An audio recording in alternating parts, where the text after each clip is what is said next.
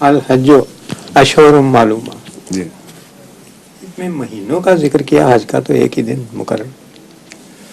مہینے اس لیے کہ خدا تعالیٰ نے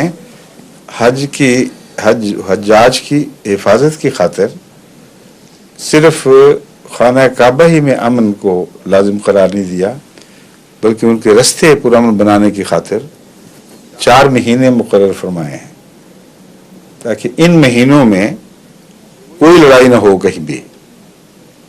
جہاں تک اسلامی دنیا سے انہوں نے آنا ہے نا، جہاں تک اسلامی دنیا کا تعلق ہے اس کے متعلق تو قطعی بات ہو جائے گی کہ اگر کوئی آپس میں جھگڑے وگڑے ہیں، کوئی فساد ہو رہے ہیں تو رک جاؤ اور احترام کرو، تاکہ خدا کی خاطر چلنے والوں کے لیے رستے صاف ہو جائیں، ان کو کوئی نقصان نہ پہنچے.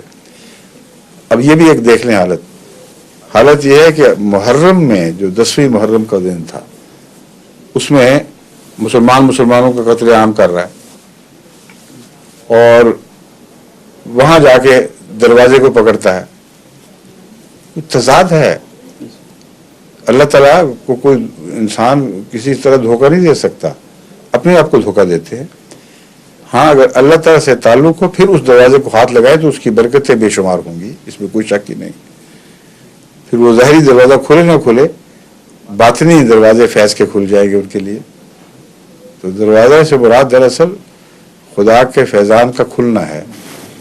وہ اس کو سمجھتے نہیں اور ظاہری طور پر اس کو پکڑ کے بیٹھ جاتے ہیں، جس کا کوئی بھی فائدہ نہیں.